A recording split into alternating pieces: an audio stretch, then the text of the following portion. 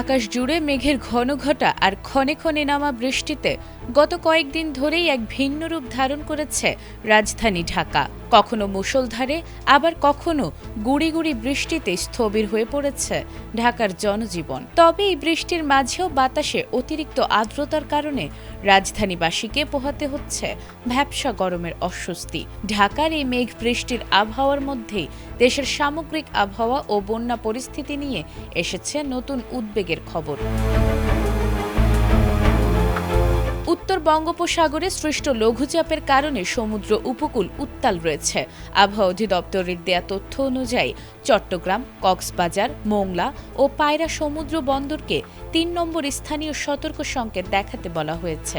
একই সাথে লঘুচাপের প্রভাবে খুলনা, বরিশাল, পটুয়াখালী, নোয়াখালী, কুমিল্লা, চট্টগ্রাম, কক্সবাজার ও সিলেট এই ৮ জেলায় ৪৫ থেকে ৬০ কিলোমিটার বেগে ঝড়ো হাওয়া ও ভারী বৃষ্টির পূর্বাভাস দেওয়া হয়েছে।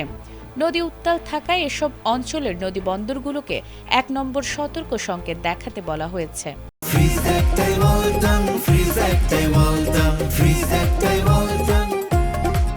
এদিকে দেশের বন্যা পরিস্থিতির মিশ্র রূপ দেখা যাচ্ছে। গত কয়েকদিনে দক্ষিণ পূর্বাঞ্চলের চট্টগ্রাম, কক্সবাজার, ফেনী এবং উত্তর পূর্বাঞ্চলের সিলেট ও সুনামগঞ্জে বন্যা পরিস্থিতির কিছুটা উন্নতি হয়েছে। সুরমা, কুশিয়ারার পানি স্থিতিশীল থাকলেও লাখ লাখ মানুষ এখনও পানিবন্দী অবস্থায় চরম দুর্ভোগ কাটাচ্ছেন। তবে নতুন শঙ্কা তৈরি হয়েছে দেশের উত্তরাঞ্চলে। ব্রহ্মপুত্র, যমুনা ও গঙ্গা পদ্মা নদীর পানি ক্রমাগত বৃদ্ধি পাওয়ায় কুড়িগ্রাম, গাইবান্ধা ও জামালপুরের নিম্নাঞ্চল প্লাবিত হচ্ছে। উজানের ঢল ও ভারী বৃষ্টির পূর্বাভাসে আগামী ৩ দিনে তিস্তা, ধরলা ও দুধকুমার নদীর পানি দ্রুত বেড়ে বিপদসীমা অতিক্রম করতে পারে।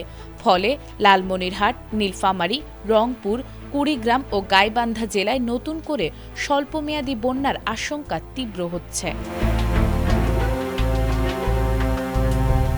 নাজমুন নাহার জান্নাত, এটিএন বাংলা।